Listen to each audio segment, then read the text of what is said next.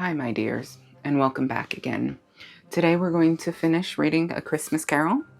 We're starting with The Ghost of Christmas Present, and then we'll finish the rest of it. So, welcome back, sit back, and I hope you enjoy. Stave 3, the second of the three spirits. Awakening in the middle of a prodigiously tough snore, and sitting up in bed to get his thoughts together, Scrooge had no occasion to be told that the bell was again upon the stroke of 1. He felt that he was restored to consciousness in the right nick of time, for the especial purpose of holding a conference with the second messenger dispatched to him through Jacob Marley's intervention.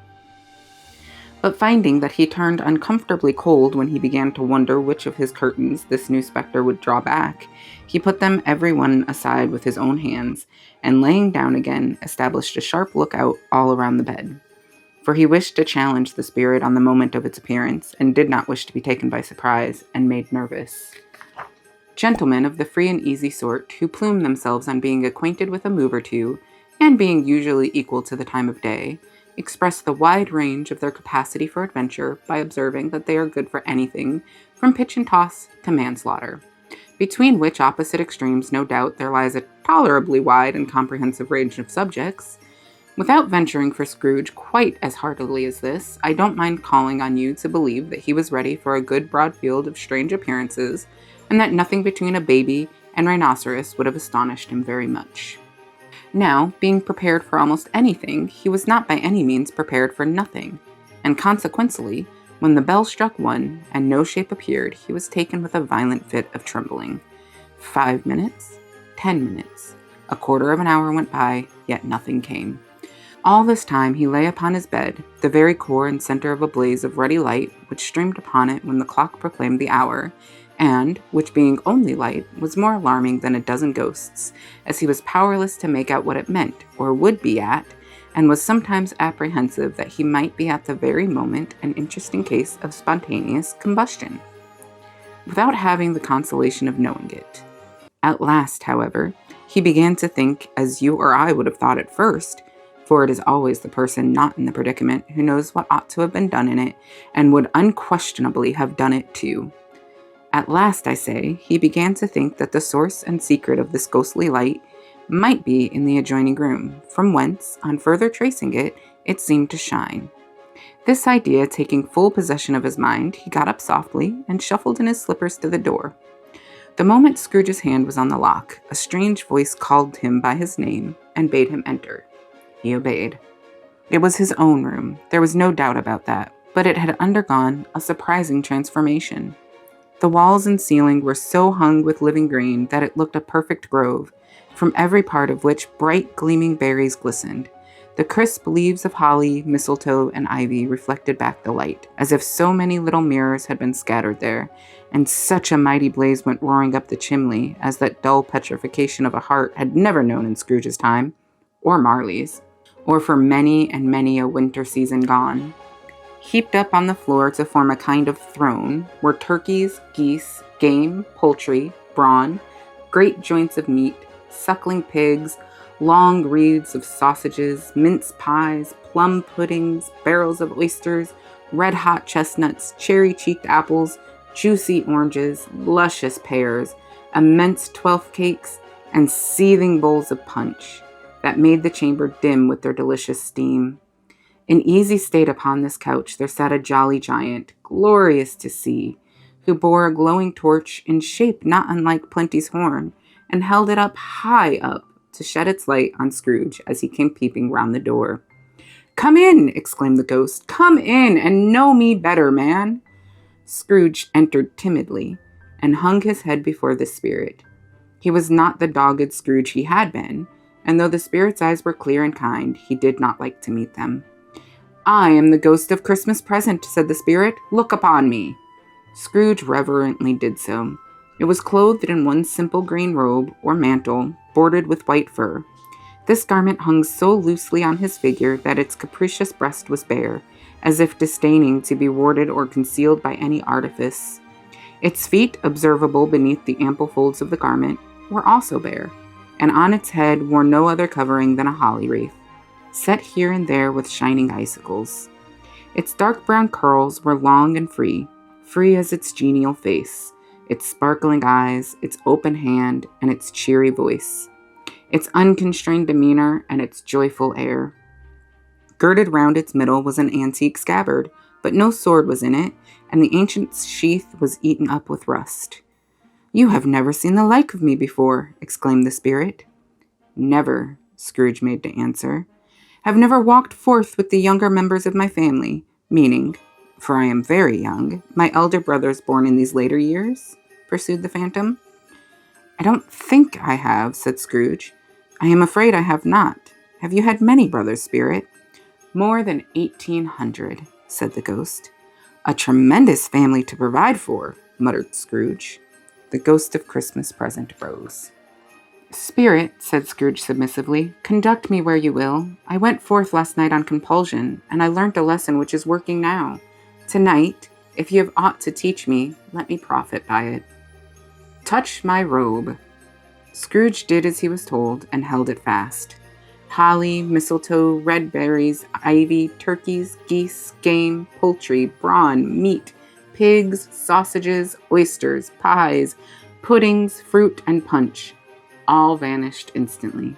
So did the room, the fire, the ruddy glow, the hour of night, and they stood in the city streets on Christmas morning, where, for the weather was severe, the people made a rough but brisk and not unpleasant kind of music, in scraping the snow from the pavement in front of their dwellings, and from the tops of their houses, whence it was mad delight to the boys to see it come plumping down into the road below, and splitting into artificial little snowstorms. The house fronts looked black enough, and the windows blacker, contrasting with the smooth white sheet of snow upon the roofs, and with the dirtier snow upon the ground, which last deposit had been plowed up in deep furrows by the heavy wheels of carts and wagons, furrows that crossed and recrossed each other hundreds of times where the great streets branched off and made intricate channels, hard to trace in the thick yellow mud and icy water. The sky was gloomy, and the shortest streets were choked up with a dingy mist, half thawed, half frozen, whose heavier particles descended in a shower of sooty atoms, as if all the chimneys in Great Britain had, by one consent, caught fire and were blazing away to their dear hearts' content. There was nothing very cheerful in the climate or the town, and yet was there an air of cheerfulness abroad that the clearest summer air and brightest summer sun might have endeavored to diffuse in vain. For the people who were shoveling away on the housetops were jovial and full of glee, calling out to one another from the parapets, and now and then exchanging a facetious snowball, better-natured missile far than many a wordy jest, laughing heartily if it went right and not less heartily if it went wrong. The poultier's shop were still half open, and the fruiterers were radiant in their glory. There were great round pot-bellied baskets of chestnuts, shaped like the waistcoats of jolly old gentlemen, lolling at the doors and tumbling out into the street in their apoplectic opulence. There were ruddy, brown-faced, broad-girthed Spanish onions, shining in the fatness of their growth like Spanish friars, and winking from their sleeves in wanton slyness at the girls as they went by, and glanced demurely at the hung-up mistletoe. There were pears and apples clustered high in blooming pyramids. There were bunches of grapes made in the shopkeeper's benevolence to dangle from conspicuous hooks, that people's mouths might water gratis as they passed. There were piles of filberts, mossy and brown, recalling in their fragrance ancient walks among the woods, and pleasant shufflings ankle-deep through withered leaves. There were Norfolk biffins, squat and swarthy, setting off the yellow of the oranges and lemons, and in the great compactness of their juicy persons, urgently entreating and beseeching to be carried home in paper bags and eaten after dinner. The very gold and silver fish set forth among these choice fruits in a bowl, though members of a dull and stagnant-blooded race, appeared to know that there was something going on, and, to a fish, went gasping round and round their little world in slow and passionless excitement. The grocers, oh, the grocers, nearly closed, with perhaps 2 shutters down, or 1, but through those gaps such glimpses. It was not alone that the scales descended on the counter when made a merry sound, or that the twine and roller parted companies so briskly, or that the canisters were rattled up and down like juggling tricks, or even that the blended scents of tea and coffee were so grateful to the nose, or even that the raisins were so plentiful and rare, the almonds so extremely white, the sticks of cinnamon so long and straight, the other spices so delicious, the candied fruits so caked and spotted with molten sugar as to make the coldest lookers on feel faint and subsequently bilious. Nor was it that the figs were moist and pulpy, or that the French plums blushed in modest tartness from their highly decorated boxes, or that everything was good to eat and in its Christmas dress. But the customers were all so hurried and so eager in the hopeful promise of the day that they tumbled up against each other at the door, crashing their wicker baskets wildly, and left their purchases upon the counter, and came running back to fetch them, and committed hundreds of the like mistakes in the best humor possible, while the grocer and his people were so frank and fresh that the polished hearts with which they fastened their aprons behind might have been their own, worn outside for general inspection, and for Christmas daws to peck at if they chose. But soon the steeples called good people all to church and chapel, and away they came, flocking through the streets in their best clothes, and with their gayest faces, and at the same time there emerged from scores of by-streets, lanes, and nameless turnings innumerable people, carrying their dinners to the baker's shop. The sight of these poor revelers appeared to interest the spirit very much, for he stood with Scrooge beside him in a baker's doorway, and taking off the covers as their bearers passed, sprinkled incense on their dinners from his torch. And it was a very uncommon kind of torch, for once or twice, when there were angry words between some dinner carriers who had jostled each other, he shed a few drops of water on them from it, and their good humor was restored directly. For they said it was a shame to quarrel upon Christmas Day.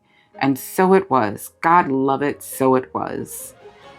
In time, the bells ceased, and the bakers were shut up, and yet there was a genial shadowing forth of all these dinners, and the progress of their cooking, in the thawed blotch of wet above each baker's oven, where the pavement smoked as if its stones were cooking too. "Is there a peculiar flavor in what you sprinkle from your torch?" asked Scrooge. "There is. My own." "Would it apply to any kind of dinner on this day?" asked Scrooge. "To any kindly given. To a poor one most." "Why to a poor one most?" asked Scrooge. "Because it needs it most." "Spirit," said Scrooge after a moment's thought, "I wonder you, of all the beings in the many worlds about us, should desire to cramp these people's opportunities of innocent enjoyment." "I?" cried the spirit.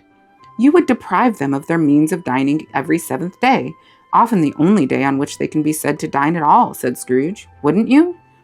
"I?" cried the spirit. "You seek to close these places on the seventh day," said Scrooge, "and it comes to the same thing." "I seek!" exclaimed the spirit.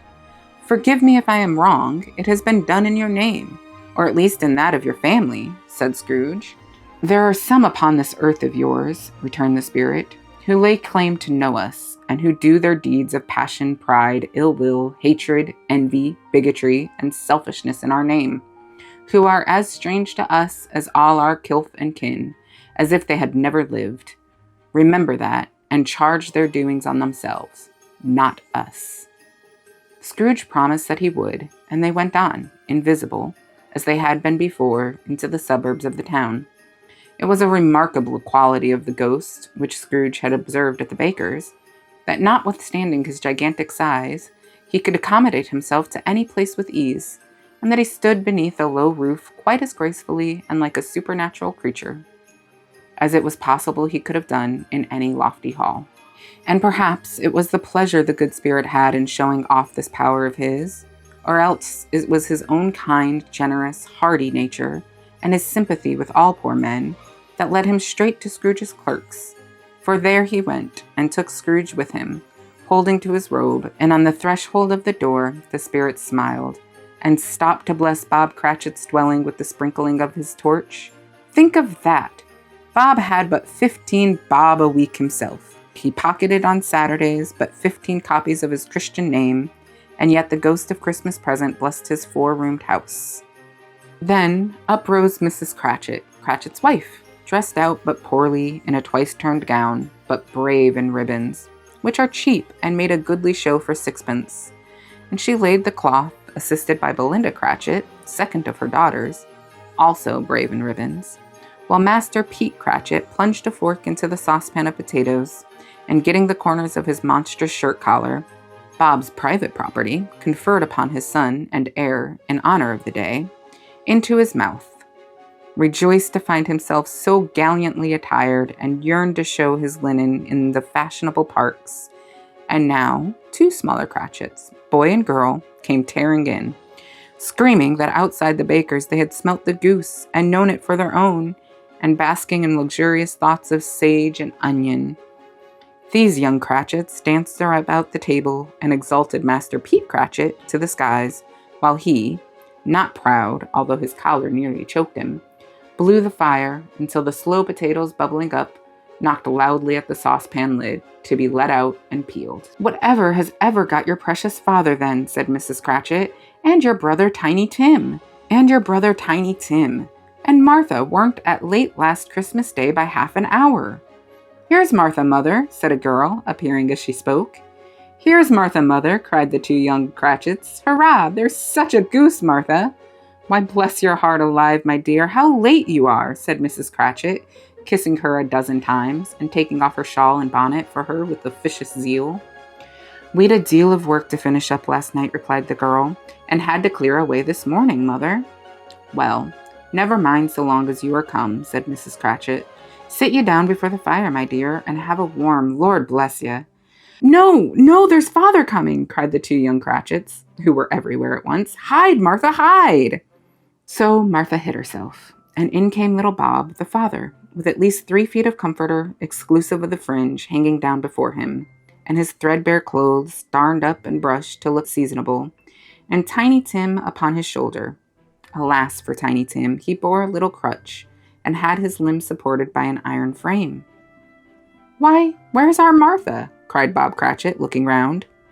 "Not coming," said Bob, with a sudden declension in his high spirits, for he had been Tim's blood horse all the way from church, and had come home rampant. "Not coming upon Christmas Day?" Martha didn't like to see him disappointed, if it were only in joke, so she came out prematurely from behind the closet door, and ran into his arms, while the 2 young Cratchits hustled Tiny Tim and bore him off into the wash-house, that he might hear the pudding singing in the copper. "And how did little Tim behave?" asked Mrs. Cratchit, when she had rallied Bob on his credulity, and Bob had hugged his daughter to his heart's content. "As good as gold," said Bob, "and better. Somehow he gets thoughtful sitting by himself so much, and thinks the strangest things you ever heard. He told me, coming home, that he hoped the people saw him in the church, because he was a cripple, and it might be pleasant to them to remember upon Christmas Day, who made lame beggars walk and blind men see." Bob's voice was tremulous when he had told them this, and trembled more when he said that Tiny Tim was growing strong and hearty. His active little crutch was heard upon the floor, and back came Tiny Tim before another word was spoken, escorted by his brother and sister to a stool before the fire.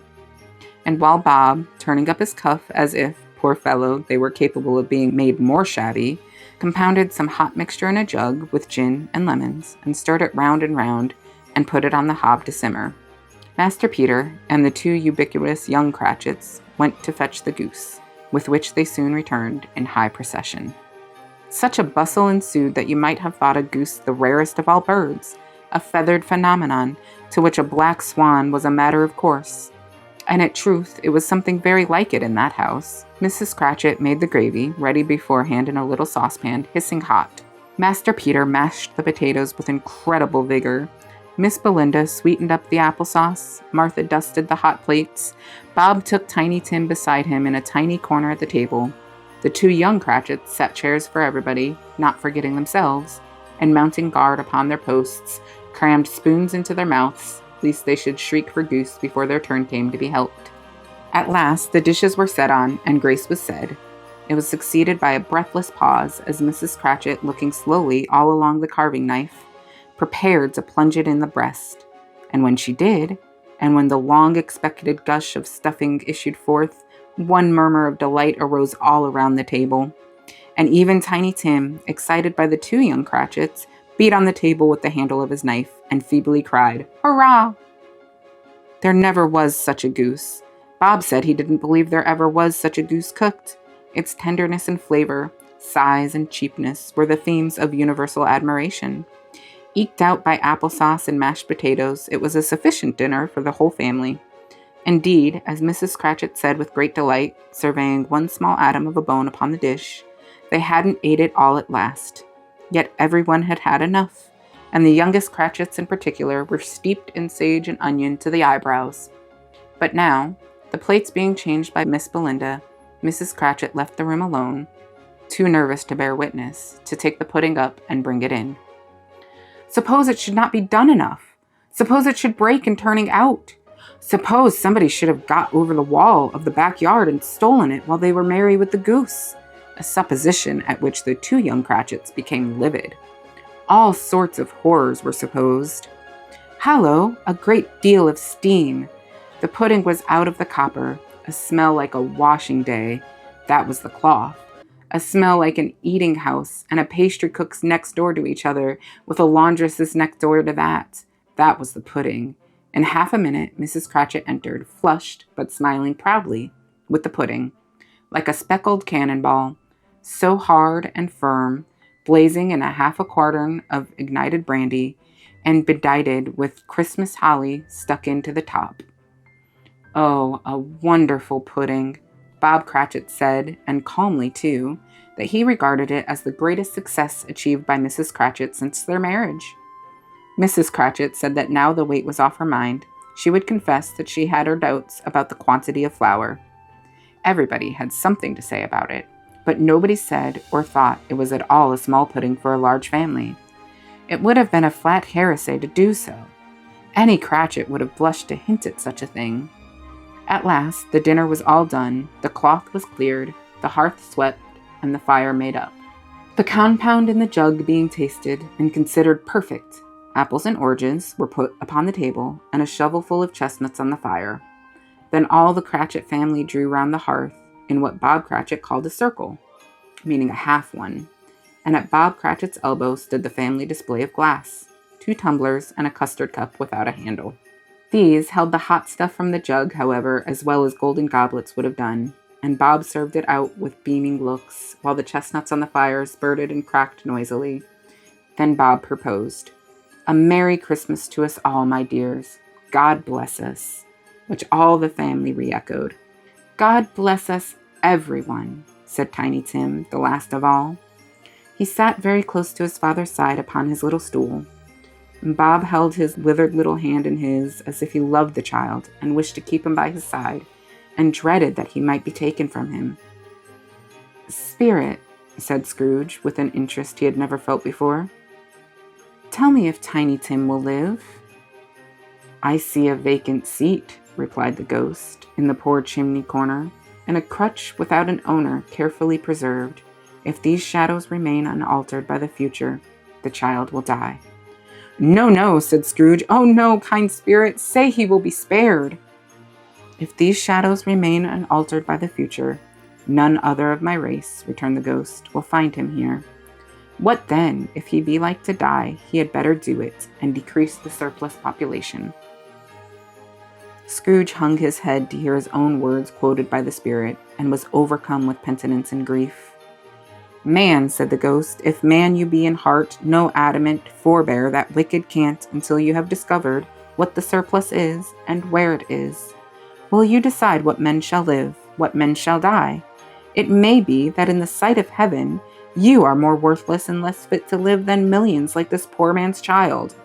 Oh God, to hear the insect on the leaf pronouncing on the too much life among his hungry brothers in the dust." Scrooge bent before the ghost's rebuke, and trembling cast his eyes upon the ground. But he raised them speedily on hearing his own name. "Mr. Scrooge," said Bob. "I'll give you Mr. Scrooge, the founder of the feast." "The founder of the feast, indeed!" cried Mrs. Cratchit, reddening. "Oh, I wish I had him here. I'd give him a piece of my mind to feast upon, and I'd hope he'd have a good appetite for it." "My dear," said Bob, "the children, Christmas Day." "It should be Christmas Day, I am sure," she said, "on which one drinks the health of such an odious, stingy, hard, unfeeling man as Mr. Scrooge. You know he is, Robert. Nobody knows it better than you do, poor fellow." "My dear," was Bob's mild answer, "Christmas Day." "I'll drink his health for your sake and the day's," said Mrs. Cratchit, "not for his. Long life to him. A Merry Christmas and a Happy New Year. He'll be a very merry and very happy, I have no doubt." The children drank the toast after her. It was the first of their proceedings, which had no heartiness. Tiny Tim drank it last of all, but he didn't care twopence for it. Scrooge was the ogre of the family. The mention of his name cast a dark shadow on the party, which was not dispelled for full 5 minutes. After it had passed away, they were 10 times merrier than before, from the mere relief of Scrooge, the baleful being done with. Bob Cratchit told them how he had a situation in his eye for Master Peter, which would bring in, if obtained, full 5 and 6pence weekly.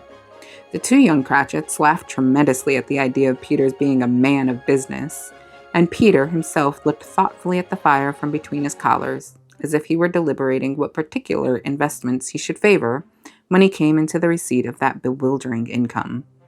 Martha, who was a poor apprentice at a milliner's, then told them what kind of work she had to do, and how many hours she worked at a stretch, and how she meant to lie abed tomorrow morning for a good long rest. Tomorrow, being a holiday, she passed at home. Also, how she had seen a countess and a lord some days before, and how the lord was much about as tall as Peter, at which Peter pulled up his collar so high that you couldn't have seen his head if you had been there. All this time the chestnuts and the jug went round and by they had a song about a lost child traveling in the snow from Tiny Tim, who had a plaintive little voice and sang it very well indeed. There was nothing of high mark in this. They were not a handsome family. They were not well dressed. Their shoes were far from being waterproof. Their clothes were scanty, and Peter might have known, and very likely did, the insides of a pawnbroker's. But they were happy, grateful, pleased with one another, and contented with the time. And when they faded, and looked happier yet in the bright sprinklings of the spirit's torch at parting, Scrooge had his eye upon them, and especially on Tiny Tim, until the last.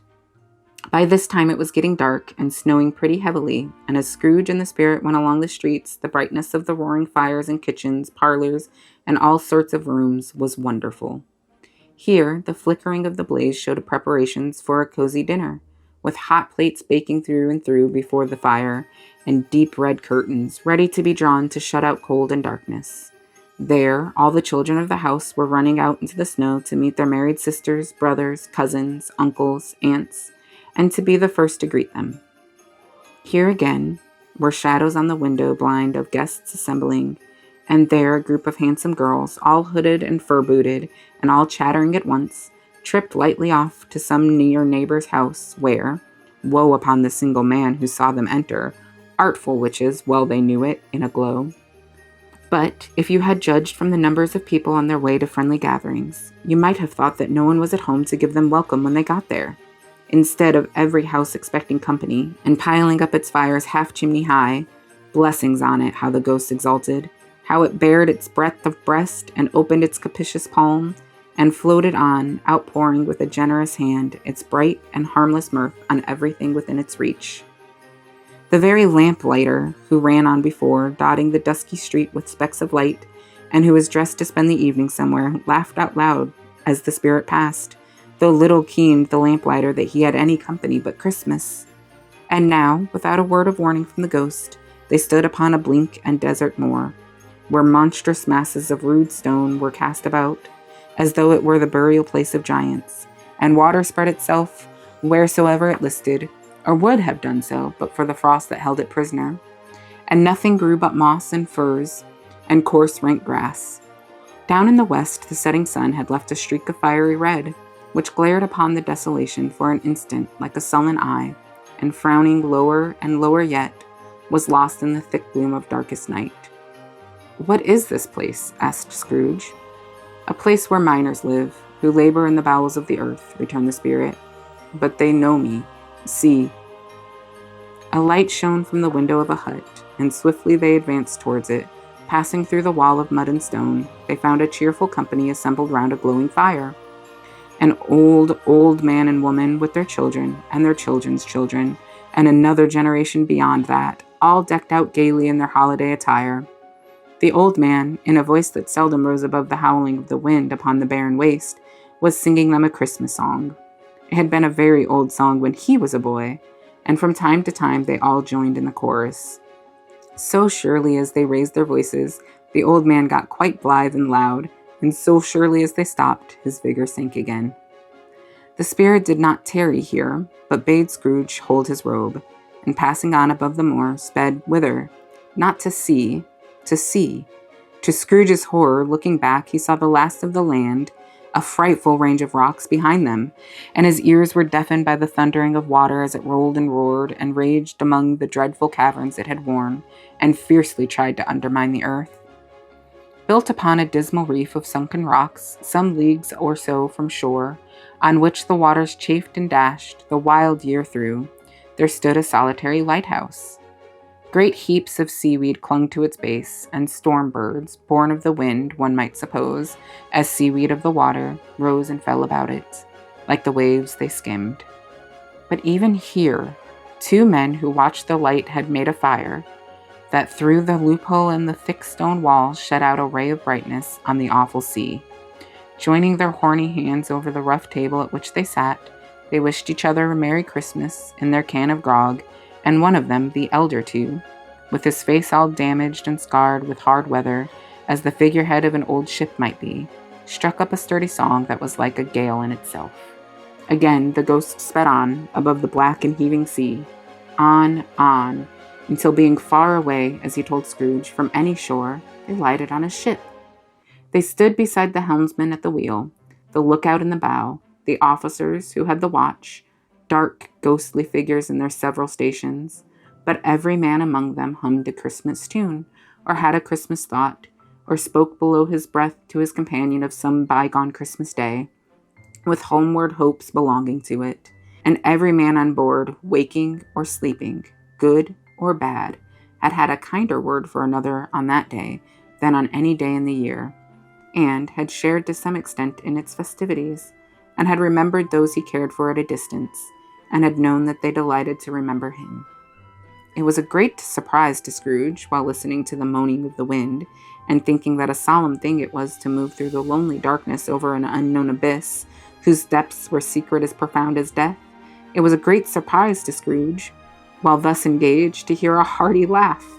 It was a much greater surprise to Scrooge to recognize it as his own nephew's, and to find himself in a bright, dry, gleaming room, with the spirit standing smiling by his side, and looking at the same nephew with approving affability. "Ha ha ha!"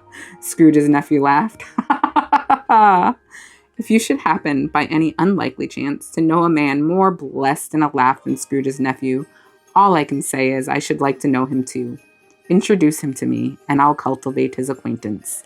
It is a fair, even-handed, noble adjustment of things, that while there is infection in disease and sorrow, there is nothing in the world so irresistibly contagious as laughter and good humor." When Scrooge's nephew laughed in this way, holding his sides, rolling his head, and twisting his face into the most extravagant contortions, Scrooge's niece, by marriage, laughed as heartily as he, and their assembled friends, being not a bit behindhand, roared out lustily. "He said that Christmas was a humbug, as I live!" cried Scrooge's nephew. "He believed it, too!" "More shame for him, Fred," said Scrooge's niece indignantly. "Bless those women, they never do anything by halves. They are always in earnest." She was very pretty, exceedingly pretty, with a dimpled, surprised-looking capital face, a ripe little mouth that seemed made to be kissed, as no doubt it was, all kinds of good little dots about her chin that melted into one another when she laughed, and the sunniest pair of eyes you ever saw in any little creature's head. Altogether, she was what you would have called provoking, but satisfactory too. Oh, perfectly satisfactory. "He's a comical old fellow," said Scrooge's nephew. "That's the truth, and not so pleasant as he might be. However, his offenses carry their own punishment, and I have nothing to say against him." "I am sure he is very rich, Fred," hinted Scrooge's niece. "At least you always tell me so." "What of that, my dear?" said Scrooge's nephew. "His wealth is of no use to him. He don't do any good with it. He don't make himself comfortable with it.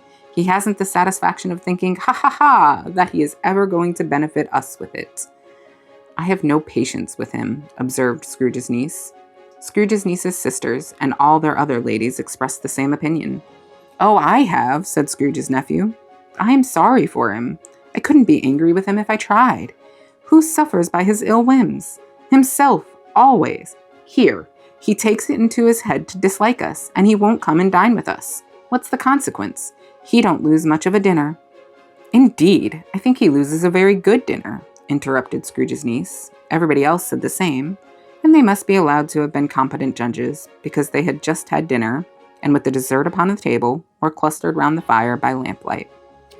"Well, I am very glad to hear it," said Scrooge's nephew, "because I haven't great faith in these young housekeepers. What do you say, Topper?" Topper had clearly got his eyes upon one of Scrooge's niece's sisters, for he answered that a bachelor was a wretched outcast, who had no right to express an opinion on the subject. Whereat Scrooge's niece's sister, the plump one with the lace tucker, not the one with the roses, blushed. "Do go on, Fred," said Scrooge's niece, clapping her hands. "He never finishes what he begins to say. He is such a ridiculous fellow." Scrooge's nephew reveled in another laugh, and as it was impossible to keep the infection off, though the plump sister tried hard to do it with aromatic vinegar, his example was unanimously followed. "I was only going to say," said Scrooge's nephew, "that the consequence of his taking a dislike to us and not making merry with us is, as I think, that he loses some pleasant moments, which could do him no harm. I am sure he loses pleasanter companions than he can find in his own thoughts, either in his moldy old office or his dusty chambers. I mean to give him the same chance every year, whether he likes it or not, for I pity him.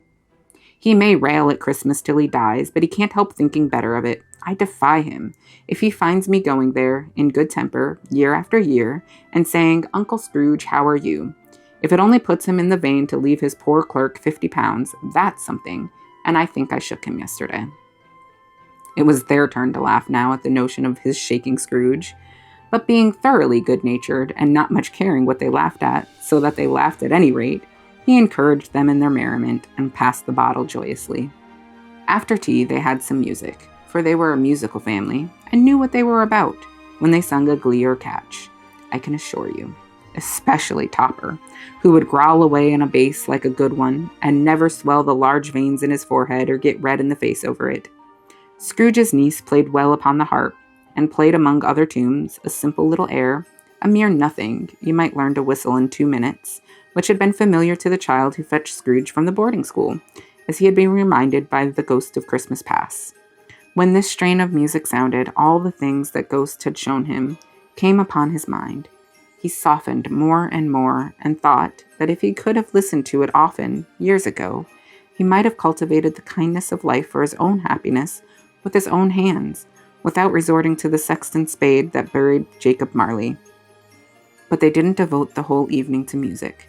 After a while, they played at forfeits, for it is good to be children sometimes, and never better than at Christmas, when its mighty founder was a child himself. Stop, there was first a game at Blindman's Bluff. Of course there was, and I no more believe Topper was really blind than I believe he had eyes in his boots. My opinion is that it was a done thing between him and Scrooge's nephew, and that the ghost of Christmas present knew it.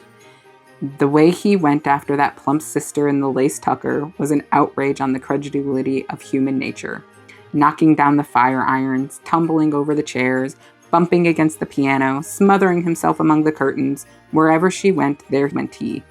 He always knew where the plump sister was. He wouldn't catch anybody else. If you had fallen up against him, as some of them did, on purpose, he would have made a feint of endeavoring to seize you, which would have been an affront to your understanding, and would instantly have sidled off in the direction of the plump sister. She often cried out that it wasn't fair, and it really was not. But when at last he caught her, when in spite of all her silken rustlings and her rapid flutterings past him, he got her into a corner whence there was no escape, then his conduct was the most execrable. For his pretending not to know her, his pretending that it was necessary to touch her headdress, and further to assure himself of her identity by pressing a certain ring upon her finger, and a certain chain about her neck, was vile, monstrous. No doubt she told him her opinion of it, when, another blind man being in office, they were so very confidential together behind the curtains. Scrooge's niece was not one of the blind man's buff party, but was made comfortable with a large chair and a footstool in a snug corner, where the ghost and Scrooge were close behind her. But she joined in the forfeits, and loved her love to admiration with all the letters of the alphabet. Likewise, at the game of how, when, and where, she was very great, and to the secret joy of Scrooge's nephew, beat her sisters hollow, though they were sharp girls too, as Topper could have told you. There might have been 20 people there, young and old, but they all played, and so did Scrooge.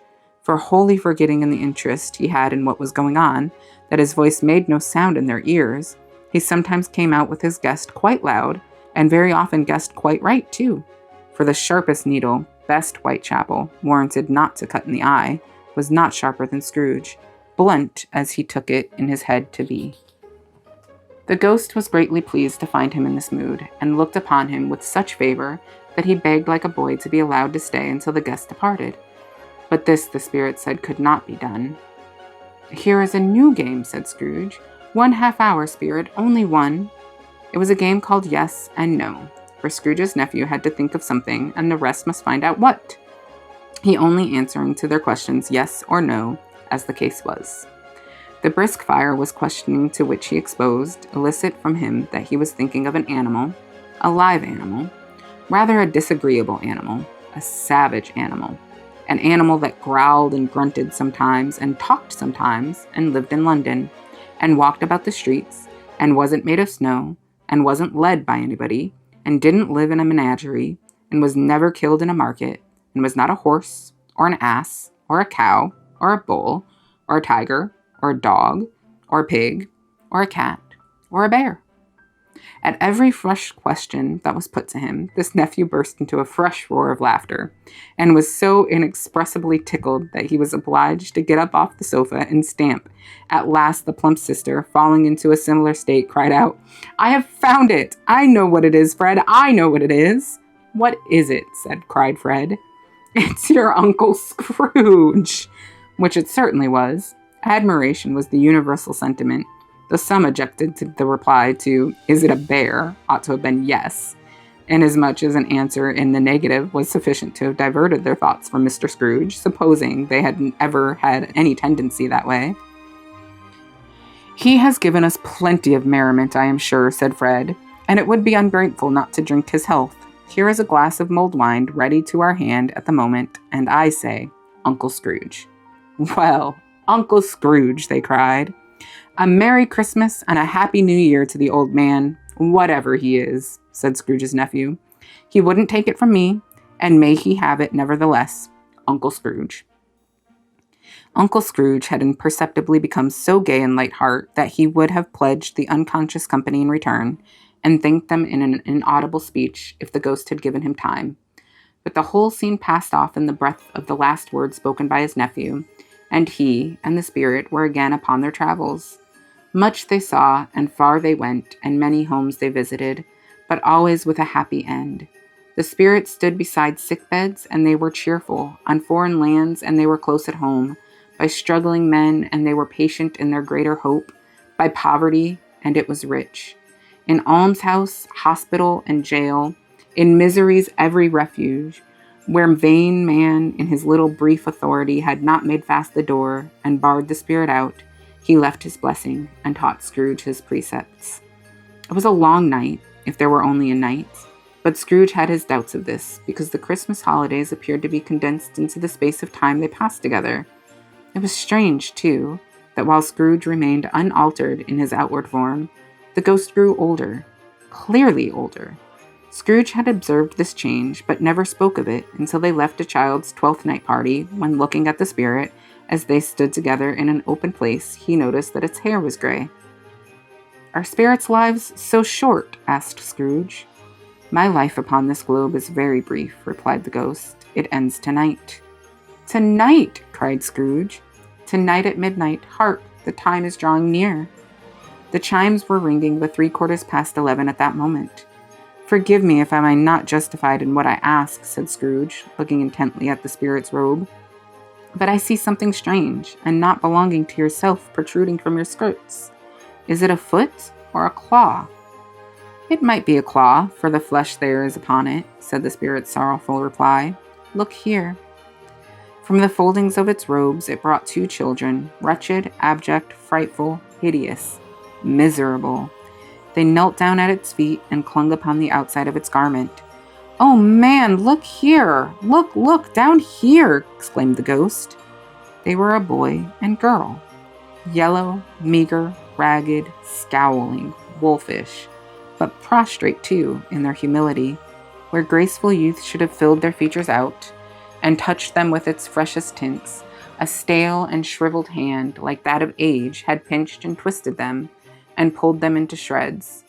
Where angels might have sat enthroned and devils lurked and glared out menacing, no change, no degradation, no perversion of humanity in any grade. Through all the mysteries of wonderful creation has monsters half so horrible and dread. Scrooge stared back appalled.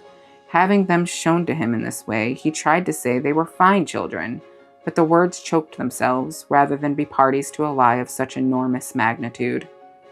"Spirit, are they yours?" Scrooge could say no more.